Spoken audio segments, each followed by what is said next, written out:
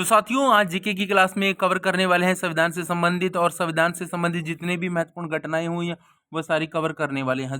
पांच जो महत्वपूर्ण तथ्य हैं संविधान की प्रस्तावना से संबंधित है जो वो भी कवर कर लेते हैं। जैसे संविधान की जो आत्मा है, संविधान की आत्मा किसको बोला है? प्रस्तावना को भारतीय संविधान की आत्मा बोला गया है।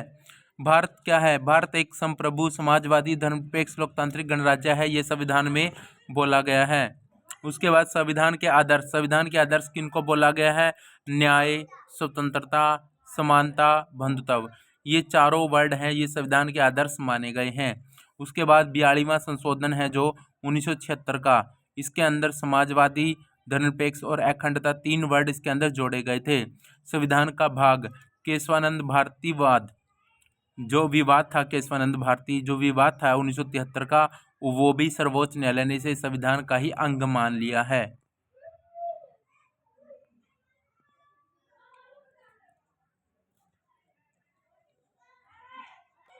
तो साथियों बात कर लेते हैं भारत छोड़ो आंदोलन जो कि 1942 में चला था। 7 महत्वपूर्ण तथ्य इसके आज रीड कर लेंगे हम। और इसमें शुरू में क्या हुआ? जो शुरुआत हुई इसके 8 अगस्त 1942 को हुई थी और यह आंदोलन द्वितीय विश्व युद्ध के दौरान शुरू हुआ था। दूसरा वर्ड क्या है? दूसरा जो पॉइंट क्या है? प्रस्ताव बम्बई अधिवेशन में पारित हुआ था ये 8 अगस्त 1942 का। और तीसरा है कि महात्मा गांधी द्वारा करो या मरो का नारा इसी आंदोलन में दिया गया था।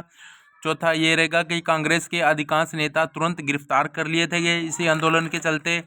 और पांचवा है आंदोलन का स्वतः पूर्ण जन आंदोलन बन गया था। और छठा रहेगा कि इस आंदोलन ने ब्रिटिश शासन की जड़ें हिला दी थी।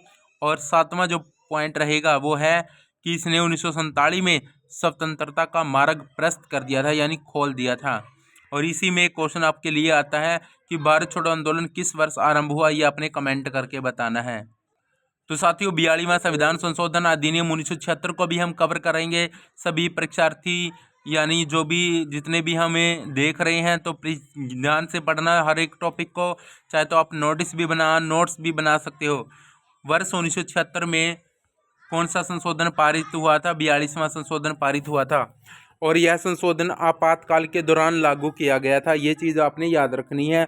और इस संविधान संशोधन को मिनी संविधान के नाम से जाना जाता है। और इस संविधान संशोधन में ही जो संविधान में है 3 वर्ड नए आए थे, समाजवाद, धर्मनिरपेक्ष और अखंडता, ये जोड़ दिए गए थे। मौलिक कर्तव्यों को भी इसी के अंदर ही जोड़ा गया था, इसी संविधान संशोधन के द्वारा ही जोड़ा गया था। मौलिक कर्तव्यों में नागरिकों के लिए मौलिक कर्तव्यों को संविधान का हिस्सा बना दिया गया था। और इसके अलावा लोकसभा और राज्यसभा का कार्यकाल बदल दिया गया था, जो कि पहले 5 वर्ष था उसको बढ़ाकर 6 वर्ष कर दिया गया था। शक्तियों में बदलाव कैसे हुआ? केंद्र सरकार की जो शक्तियां उसमें वृद्धि कर दी गई और न्यायपालिका की शक्तियों को सीमित करने का इसमें प्रयास किया गया। और ऐसे ही आपके अभ्यास के लिए 42वां संविधान संशोधन किस नाम से उसको जाना जाता है वो आप कमेंट में आंसर दें इसका। तो इसके बाद असहयोग आंदोलन जो कि 1920 को महात्मा गांधी के द्वारा चलाया गया था। और ये कब चला गया था? जैसे ही महात्मा गांधी दक्षिण अफ्रीका से भारत लौटे तो वैसे ही आते ही उसने भारत की स्थिति को संभालते हुए 1920 में असहयोग आंदोलन स्टार्ट कर दिया।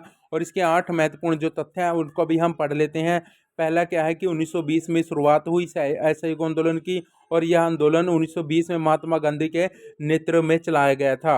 दूसरा क्या हुआ कि कांग्रेस का प्रस्ताव इसी में पास हुआ। कांग्रेस ने सितंबर 1920 में कलकत्ता अधिवेशन में इसका प्रस्ताव पारित किया था।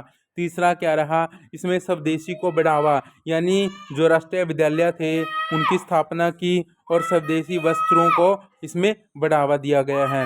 उसके बाद आंदोलन का स्थगन किस तरीके से हुआ? फरवरी 1922 में चोरी चौरा घटना के बाद इसे स्थगित कर दिया गया था। इसके बाद क्या हुआ? स्थायी प्रभाव क्या पड़ा? इस आंदोलन ने स्वतंत्रता संग्राम को पहली बार जन आंदोलन का रूप मिला इस आंदोलन को। और आंदोलन के प्रमुख कारण क्या रहे?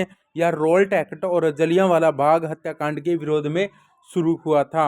बहिष्कार का आह्वान, यानी सरकारी पदों का आह्वान किया है। सभी जो लीडर थे और जितने भी इसके कर्ता धर्ता थे आंदोलन के, उपाधियों का त्याग कर दिया और जो विदेशी वस्तु थी उनका बहिष्कार शुरू हो गया।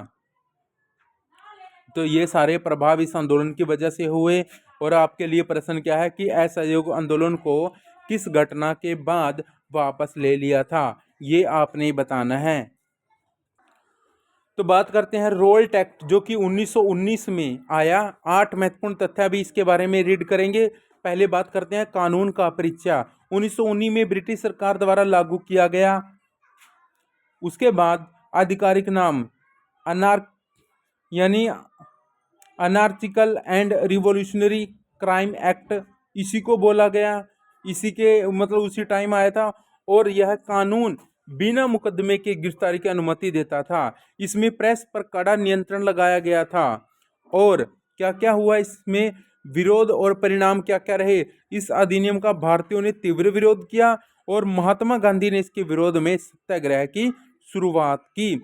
रोल्ट एक्ट का सीधा संबंध जलियांवाला बाग हत्याकांड से माना जाता है और इस कानून ने भारतीय स्वतंत्रता आंदोलन को और तेज गति से एक नया रूप दे दिया। अब बात करते हैं क्वेश्चन की जो आपके लिए है, रोल्ट एक्ट किस वर्ष लागू किया गया था, यह आपने कमेंट करके बताना है।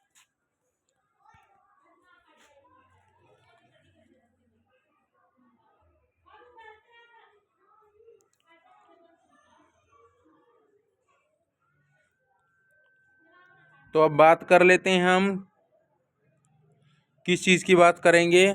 अब बात करेंगे हम भारत में पंचायती राज की। पंचायती राज जो व्यवस्था थी भारत